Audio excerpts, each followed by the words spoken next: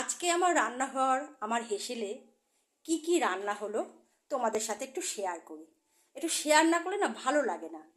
তাই দেখো আমি কি আজকে রান্না করেছি সেটা একটু দেখো।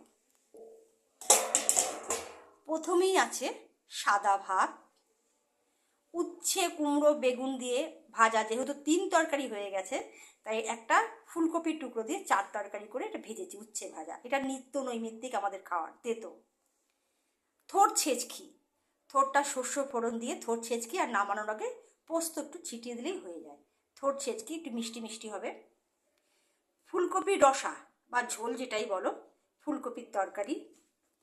পার্শে মাছের সর্ষে বাটা ধনে পাতা দিয়ে, পার্শে মাছের ধনে পাতা দিয়ে ঝাল, সর্ষে বাটা পোস্ত বেটে ধনে পাতা দিয়ে পার্শে মাছের ঝাল। তোমরা কি নিশ্চয়ই কাঁটা চচ্চড়ি খেয়েছো কিনা জানি না। আমি আজকে কাঁটা চচ্চড়ি করেছি। ভেটকি মাছের অনেকগুলো কাঁটা পড়েছিল, সেই কাঁটাগুলো দিয়ে একটুখানি পেঁয়াজ দিয়ে ধনে পাতা দিয়ে একটু টমেটো দিয়ে একটু কাঁটা চচ্চড়ি করেছি। আর টক দই তো সঙ্গে থাকে তোমরা জানো। তা আজকে আমার রান্না এখানেই শেষ। আজকে আমি এগুলো রান্না করেছি। কীরকম হচ্ছে একটু জানিও।